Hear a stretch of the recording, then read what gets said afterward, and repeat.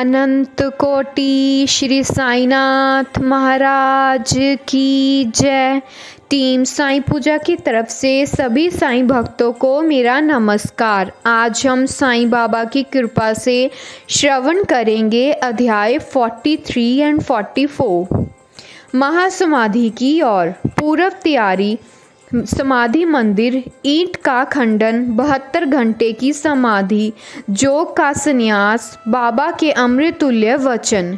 इन 43 and 44 अध्यायों में बाबा के निवारण का वर्णन किया गया है, इसीलिए वे यहाँ संयुक्त रूप से लिखे जा रहे हैं।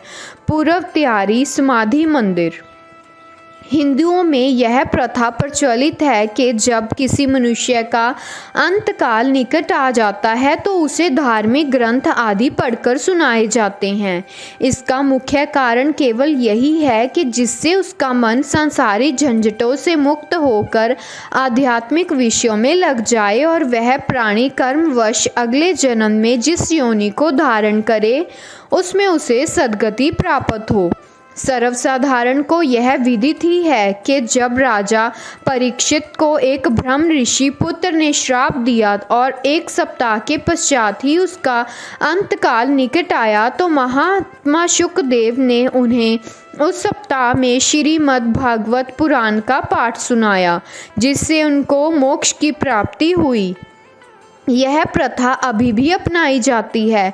महानिवारण के समय गीता, भागवत और अन्य ग्रंथों का पाठ किया जाता है।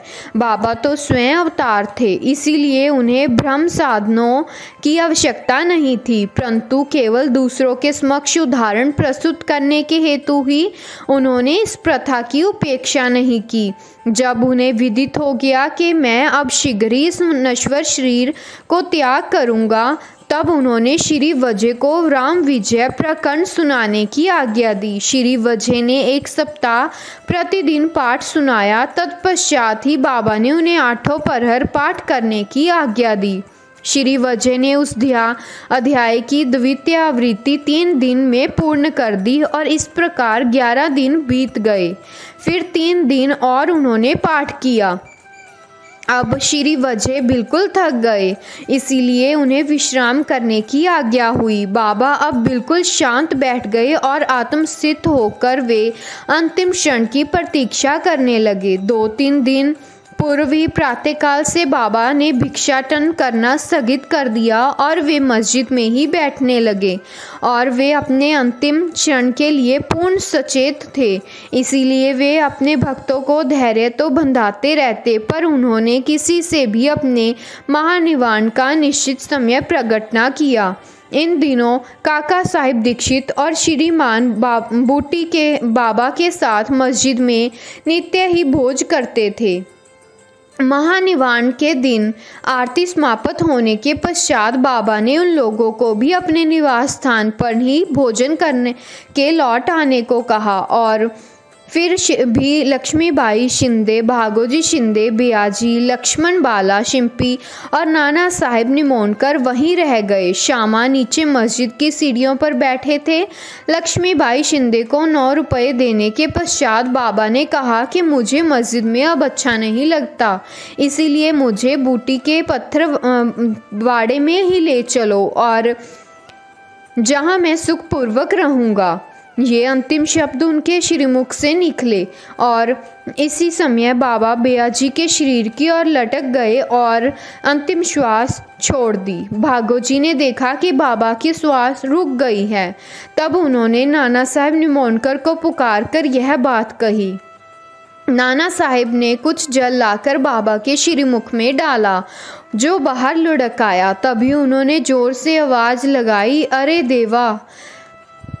तब बाबा ऐसे दिखाई पड़े जैसे उन्होंने धीरे से नेत्र खोलकर धीमे स्वर में ओह कहा हो, परंतु अब स्पष्ट विदित हो गया है कि उन्होंने सचमुच में ही शरीर त्याग दिया है। बाबा समाधिस्थ हो गए। यह हृदय विदारक दुसंवाद दावानल की भांति तुरंत ही चारों ओर फैल गया। शिरडी के सब नर नारी और बालकगण मस्जिद की ओर दौड़े। चारों ओर हाहाकार मच गया। सभी के हृदय पर वज्रपात हुआ। उनके हृदय विचलित होने लगे। कोई जोर जोर से चिल्लाकर रुदन करने लगा, कोई सड़कों पर ही लौटने लगा और बहुत से बेसुध होकर वहीं गिर पड़े। प्रत्येक की आंखों से झरझर आंसू गिर रहे थे। प्रलय काल के वातावरण में तांडव नृत्य जैसा दृश्य उपस्थित हो जाता है, वही गति शिरडी के नर नारियों के रुदन से उपस्थित हो गई। उनके इस महान दुख में कौन आकर उन्हें धैर्य बंधाता, जबकि उन्होंने साक्षात सगुण पर ब्रह्म का सानिध्य खो दिया था। इस दुख का वर्णन भला कौन कर सकता है। अब कुछ भक्तों को श्री साईं बाबा के वचन याद आने लगे। किसी ने कहा, महाराज, साईं बाबा ने अपने भक्तों से कहा था कि भविष्य में वे 8 वर्ष के बालक के रूप में पूर्ण प्रकट होंगे। ये एक संत के वचन है और इसीलिए किसी को भी इन पर संदेह करना नहीं चाहिए, क्योंकि कृष्ण अवतार में भी चक्रपाणी भगवान विष्णु ने ऐसी ही लीला की थी। श्री कृष्ण माता देवकी के सामने 8 वर्ष की आयु वाले एक बालक के रूप में प्रकट हुए, जिनका दिव्य तेजोमय स्वरूप था और जिनके चारों हाथों में आयुध, शंख, चक्र, गदा और पद्म सुशोभित थे। अपने उस अवतार में भगवान श्री कृष्ण ने भूभार हल्का किया था। साईं बाबा का यह अवतार अपने भक्तों के उत्थान के लिए हुआ था। तब फिर संदेह की गुंजाइश ही कहाँ रह जाती है। संतों की कार्य प्रणाली अगम्य होती है। साईं बाबा का अपने भक्तों के साथ यह संपर्क केवल एक पीढ़ी का नहीं, बल्कि यह उनका पिछले 72 जन्मों का संपर्क है। ऐसा प्रतीत होता है कि इस प्रकार का प्रेम संबंध विकसित करके महाराज श्री साईं बाबा दौरे पर चले गए हैं और भक्तों को दृढ़ विश्वास है कि वे शीघ्र ही पूर्ण वापस आ जाएंगे।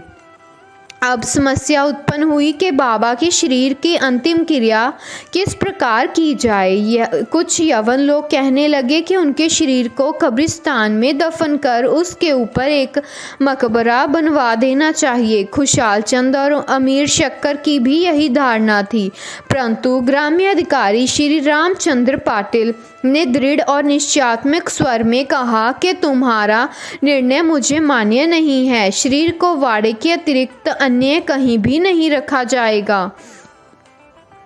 इस प्रकार लोगों में मतभेद उत्पन्न हो गया और वह वाद विवाद 36 घंटों तक चलता रहा। बुधवार के दिन प्रातःकाल बाबा ने लक्ष्मण मामा जोशी को स्वप्न दिया और उन्हें अपने हाथ से खींचते हुए कहा कि शीघ्र उठो, बापू साहेब समझता है कि मैं मृत हो गया हूँ, इसीलिए वह तो आएगा नहीं। तुम पूजन और कांकड़ आरती करो। लक्ष्मण मामा ग्राम के ज्योतिषी श्यामा के मामा तथा एक कर्मठ ब्राह्मण थे। वे नित्य प्रातःकाल बाबा का पूजन किया करते थे। तत्पश्चात ही ग्राम देवियों और देवताओं का उनकी बाबा पर दृढ़ निष्ठा थी, इसीलिए इस दृष्टांत के पश्चात वे पूजन की समस्त सामग्री लेकर वहां आए और ज्यों ही उन्होंने बाबा के मुख का आवरण हटाया तो उस निर्जीव अलौकिक महान प्रदीप्त प्रतिभा के दर्शन कर वे सदबद्ध रह गए, मानो हिमांशु ने उन्हें अपने पास में आबद्ध करके जड़वत बना दिया हो। स्वप्न की स्मृति ने उन्हें अपना कर्तव्य करने को प्रेरित कर दिया। फिर उन्होंने मौलवियों के विरोध की कुछ भी चिंता न कर विधिवत पूजन और कांकड़ आरती की। दोपहर को बापू साहेब जोग भी अन्य भक्तों के साथ आए और सदैव की भांति मध्याह्न की आरती की। बाबा के अंतिम श्री वचनों को आदरपूर्वक स्वीकार करके लोगों ने उनके शरीर को बूटी वाड़े में ही रखने का निश्चय किया और वहां का मध्य भाग खोदना आरंभ कर दिया। मंगलवार की संध्या को राहता से सब इंस्पेक्टर और भिन्न भिन्न स्थानों से अनेक लोग वहां आकर एकत्रित हुए। सब लोगों ने उस प्रस्ताव को स्वीकार कर लिया। दूसरे दिन प्रातःकाल बंबई से अमीर भाई और कोपरगांव से मामलेदार भी वहां पहुंचे। उन्होंने देखा कि लोग अभी भी एकमत नहीं है। तब उन्होंने मतदान करवाया और पाया कि अधिकांश लोग का बहुमत वाड़े के पक्ष में है, और फिर भी वे इस विषय में कलेक्टर की स्वीकृति अति आवश्यक समझते थे। तब काका साहिब स्वयं अहमदनगर जाने को उद्यत हो गए, परंतु बाबा की प्रेरणा से विरक्षों ने भी प्रस्ताव सहर्ष स्वीकार कर लिया और उन सब ने मिलकर अपना मत भी वाड़े के पक्ष में दिया। अतः बुधवार की संध्या को बाबा का पवित्र शरीर बड़ी धूमधाम और समारोह के साथ वाड़े में लाया गया और विधि पूर्वक उस स्थान पर समाधि बना दी गई जहां मुरलीधर की मूर्ति स्थापित होने को थी। सच तो यह है कि बाबा मुरलीधर बन गए और वाड़ा समाधि मंदिर तथा भक्तों का एक पवित्र देवस्थान जहां अनेकों भक्त आया जाया करते थे और अभी भी नित्य प्रति वहां आकर सुख और शांति प्राप्त करते हैं। बाला साहेब भाटे और बाबा के अन्य भक्त श्री उपासनी ने बाबा की विधिवत अंतिम क्रिया की। जैसा प्रोफेसर नारके को देखने में आया है, यह बात विशेष ध्यान देने योग्य है कि बाबा का शरीर 36 घंटों के उपरांत भी जड़ न हुआ और उनके शरीर का प्रत्येक अवयव लचीला बना रहा, जिससे उनके शरीर पर से कफनी बिना चीरे हुए सरलता से निकाली जा सकती थी। ईंट का खंडन। बाबा के निवाण के कुछ समय पूर्व एक अपशकुन हुआ जो इस घटना की पूर्व सूचना स्वरूप है। मस्जिद में एक पुरानी ईंट थी जिस पर बाबा अपना हाथ टेक कर रखते थे। रात्रि के समय बाबा उस पर सिर रखकर शयन किया करते थे और यह कार्यक्रम अनेक वर्षों तक चला। एक दिन बाबा की अनुपस्थिति में एक बालक ने मस्जिद में झाड़ू लगाते समय वह ईंट अपने हाथ से उठाई। दुर्भाग्यवश वह ईंट उसके हाथ से गिर पड़ी और उसके 2 टुकड़े हो गए। जब बाबा को इस बात की सूचना मिली तो उन्हें उसका बड़ा दुख हुआ और वे कहने लगे कि यह ईंट नहीं फूटी, यह तो मेरा भाग्य ही फूटकर छिन्न भिन्न हो गया है। यह तो मेरी जीवन संगिनी थी और इसको अपने पास रखकर मैं आत्मचिंतन किया करता था। यह मुझे अपने प्राणों के समान प्रिय है और उसने आज मेरा साथ छोड़ दिया। कुछ लोग यहाँ शंका कर सकते हैं कि बाबा को ईंट जैसी एक तुच्छ वस्तु के लिए इतना शोक क्यों करना चाहिए। इसका उत्तर हिमाड़पंथ इस प्रकार देते हैं कि संत जगत के उदार तथा दीन और अन्य आश्रितों के कल्याण की ही अवतीर्ण होते हैं और जब वे देह धारण करते हैं और जन संपर्क में आते हैं तो वे इसी प्रकार आचरण किया करते हैं, अर्थात ब्रह्म रूप से वे अन्य लोगों के समान ही हंसते खेलते और रोते हैं, परंतु आंतरिक रूप से वे अपने अवतार कार्य और उसके ध्येय के लिए सदैव सजग रहते हैं। 72 घंटे की समाधि। इसके 32 वर्ष पूर्व भी बाबा ने अपनी जीवन रेखा पार करने का एक प्रयास किया था। 1886 में मार्गशीर्ष को पूर्णिमा के दिन बाबा को उद्मा से अधिक पीड़ा हुई और इस व्याधि से छुटकारा पाने के लिए उन्होंने अपने प्राण ब्रह्मांड में चढ़ाकर समाधि लगाने का विचार किया। अतएव उन्होंने भक्त महालसापति से कहा कि तुम मेरे शरीर की 3 दिन तक रक्षा करना और यदि मैं वापस लौट आया तो ठीक है, नहीं तो उस स्थान पर महासमाधि बना देना और 2 ध्वजाएं चिन्ह स्वरूप फहरा देना।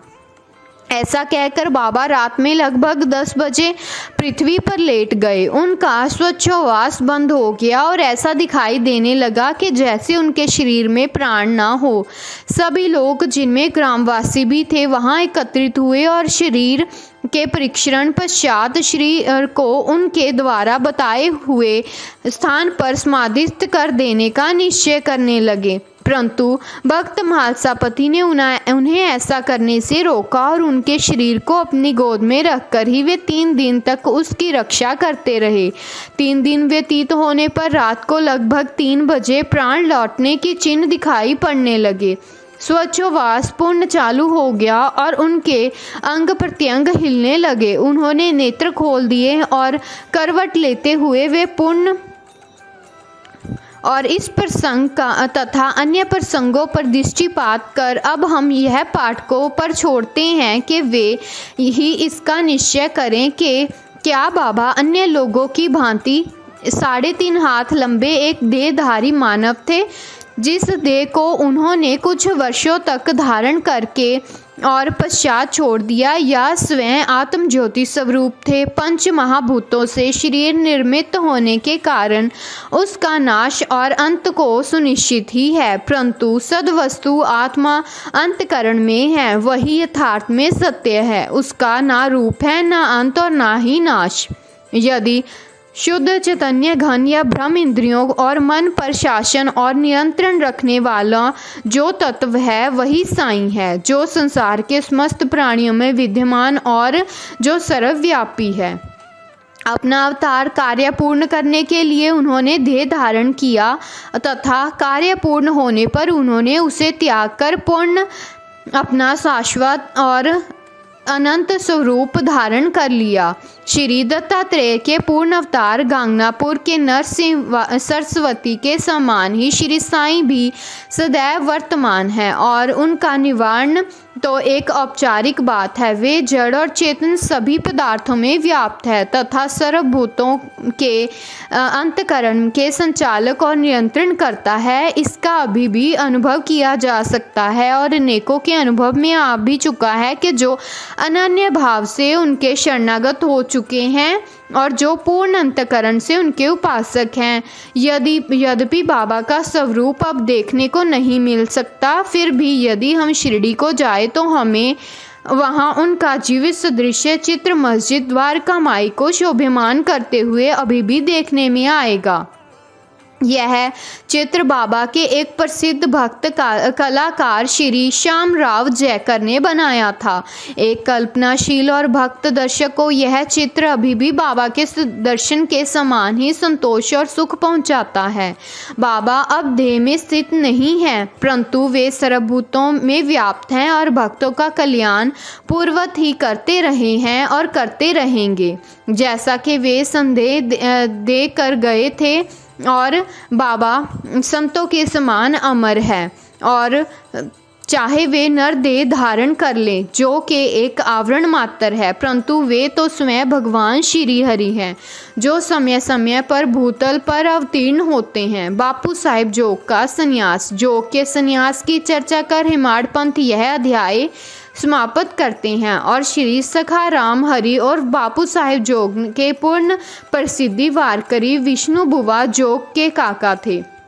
वे लोक कर्म विभाग PWD में पर्यवेक्षक सुपरवाइजर थे और सेवानिवृत्त के पश्चात वे सपत्नीक शिरडी में आकर रहने लगे। उनके कोई संतान न थी। पति और पत्नी दोनों की ही साईं चरणों में श्रद्धा थी।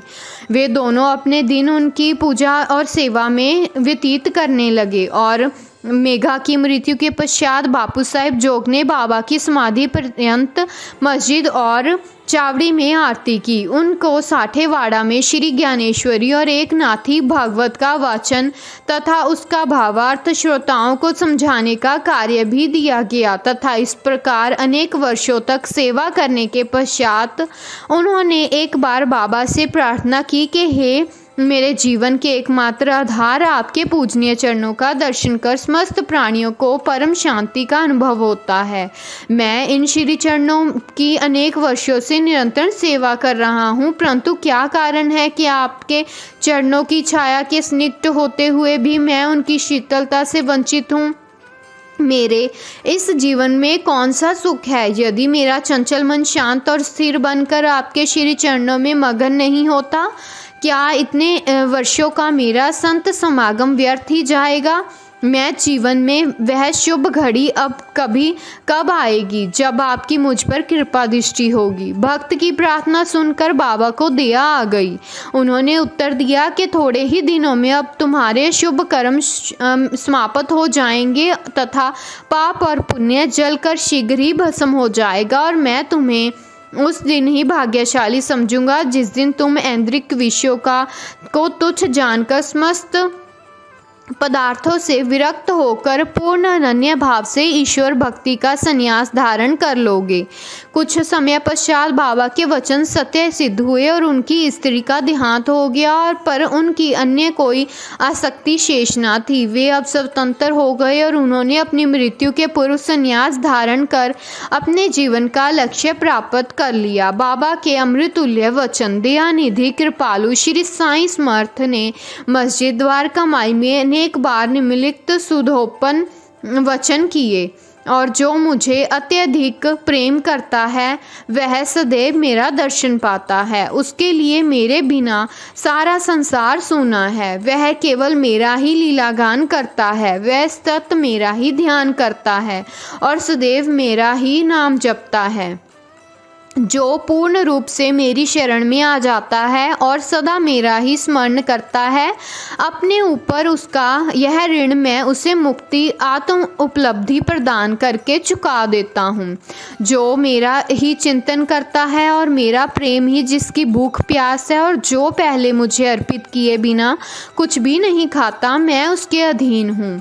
जो इस प्रकार मेरी शरण में आता है वह मुझसे मिलकर उसी तरह एकाकार हो जाता है जिस तरह नदियाँ समुद्र से मिलकर तदाकार हो जाती हैं। अतएव महत्ता और अहंकार का सर्वथा परित्याग करके तुम्हें मेरे प्रति जो तुम्हारे हृदय में आसीन है पूर्ण रूप से समर्पित हो जाना चाहिए। यह मैं कौन है?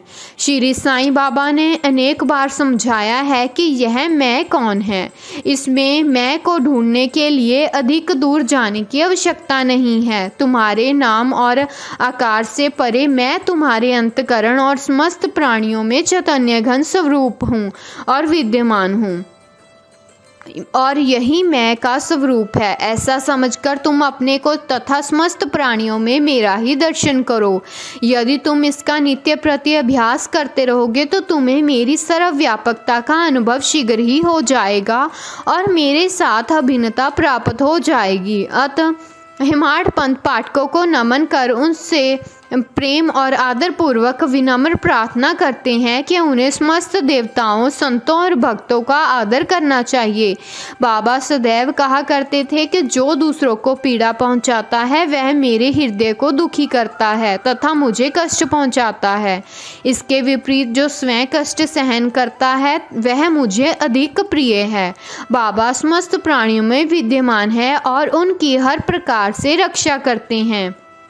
समस्त जीवों से प्रेम करो, यही उनकी आंतरिक इच्छा है। इस प्रकार का विशुद्ध अमृतमय स्रोत उनके श्रीमुख से सदैव झरता रहता था। अतः जो प्रेम पूर्वक बाबा का लीला गान करेगा, उन्हें भक्ति पूर्वक श्रवण करेगा, उन्हें साईं से अवश्य अभिन्नता प्राप्त होगी। ओम श्री सद्गुरु साईनाथम अर्पण वस्तु शुभम भवतु। टीम साईं पूजा की तरफ से अध्याय 43-44 संपूर्ण हुआ। वापिस हम कल मिलेंगे एक नए अध्याय के साथ। ओम साईं राम, जय साईं राम। अनंत कोटि ब्रह्मांड नायक राजाधिराज योगीराज परब्रह्म श्री सच्चिदानंद सद्गुरु श्री साईनाथ महाराज की जय। ओम साईं राम, जय साईं राम।